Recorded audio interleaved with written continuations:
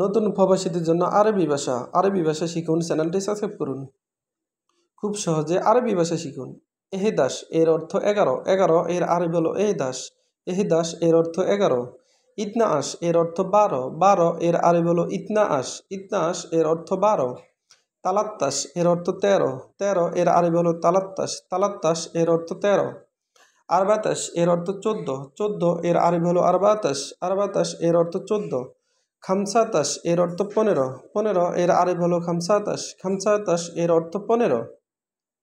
সিত্তাশ এর অর্থ 16, 16 এর আরবি হলো সিত্তাশ, সিত্তাশ এর অর্থ 16।